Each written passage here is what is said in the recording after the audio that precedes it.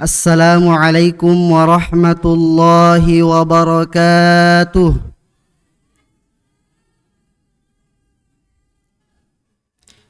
Bismillahilhamdulillah.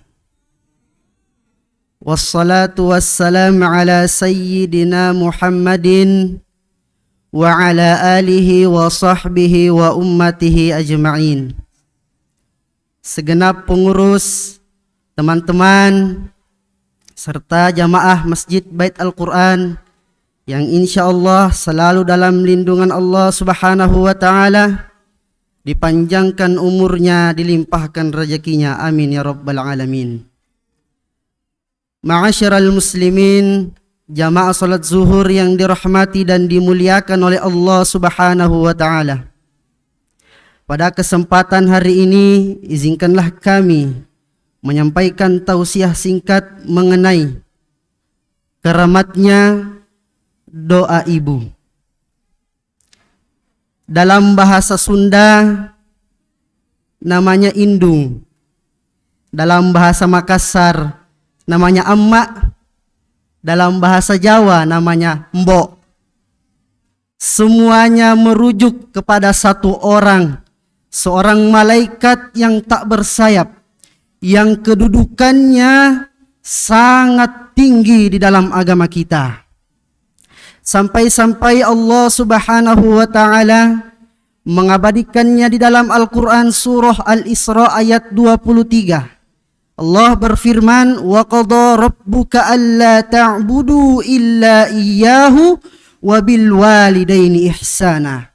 Dalam tafsir Ibnu Katsir, wa bil walidaini ihsana ay amara bil walidaini ihsana, yaitu perintah Allah Subhanahu wa Ta'ala untuk berbuat baik kepada kedua orang tua kita. Kemudian dalam buku Kaidah Tafsir Terapan karangan Abah Husnul, beliau kita garis bawahi terlebih dahulu, yaitu ziyadatul mabna ala tadullu ala ziyadatil makna. Beliau menjelaskan perbedaan antara husnan dan ihsan, ahsan. Kita ambil kata ihsan, yang artinya beliau menjelaskan bahwasanya ihsan adalah kebaikan secara totalitas. Beliau mengambil dari dasar yaitu Al-Quran surah Al-Qasas, ahsin kama ahsanallahu ilaik, berbuat baiklah sebagaimana Allah berbuat baik kepadamu. Bagaimana kata ihsan ini kita implementasikan, kita aplikasikan dalam kehidupan keluarga kita melalui berbakti kepada kedua orang tua, yaitu melakukan kebaikan secara totalitas tanpa ada timbal balik. Sebagaimana Allah Subhanahu wa Ta'ala ihsannya kepada kita, kebaikan Allah kepada hamba-hambanya, yaitu selalu memberikan nikmat setiap hari, mulai dari bangun tidur sampai tidur lagi, itu semua ada nikmat Allah di dalamnya. Meskipun kita sebagai hamba selalu lalai dalam melaksanakan ibadah, selalu melakukan dosa, namun nikmat-nikmat Allah terus-menerus mengalir. Inilah ihsan. Lalu apabila ditarik dalam kehidupan berbakti kepada kedua orang tua, ihsan ini berubah menjadi kebaikan kepada sesama manusia. Meskipun seandainya ibu kita, bapak kita pernah berbuat kesalahan kepada kita anaknya, entah itu tidak mengurus, melalaikan kewajiban sebagai orang tua, tapi kalimat ihsan ini yang merupakan perintah Allah tetap kita harus laksanakan sebagai seorang hamba, karena asbab kedua orang tua kita, anak bisa hadir untuk menyembah kepada Allah Subhanahu wa Ta'ala. Ma'asyiral muslimin, sidang jamaah salat zuhur rahimakumullah. Kemudian kaidah selanjutnya pada ayat yang sama, yaitu adanya waw itlaqil jam'i, waw ataf pada ayat ini.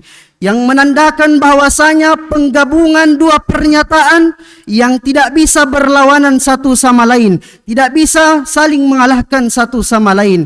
Itu artinya menyembah kepada Allah Subhanahu wa taala, mengabdikan diri kepada Allah Subhanahu wa taala juga harus diiringi dengan mengabdi, dengan berbakti kepada kedua orang tua kita.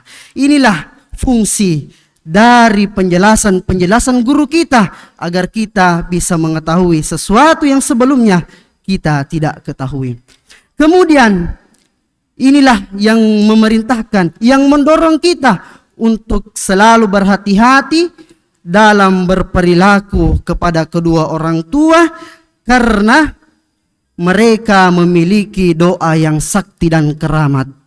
Dalam hadis Tirmizi, Imam At-Tirmizi meriwayatkan sebuah hadis, "Thalathu da'watin mustajabat, la syakka fihinna." Ada 3 doa yang tidak ditolak oleh Allah Subhanahu wa taala, tidak ada keraguan di dalamnya. Salah satu di antaranya da'wat walidi ala waladihi, doanya orang tua kepada anak-anaknya. Ma'asyiral muslimin, jamaah salat zuhur rahimakumullah.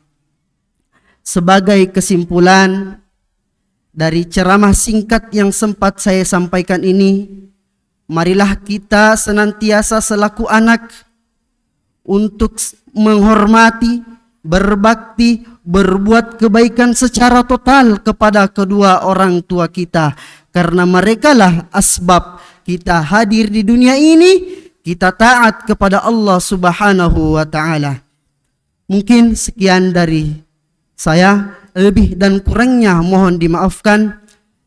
Setiap kisah ada akhirnya, setiap cerita ada titiknya, setiap pertemuan ada perpisahan. Semoga kita bisa bertemu di ketidaksengajaan,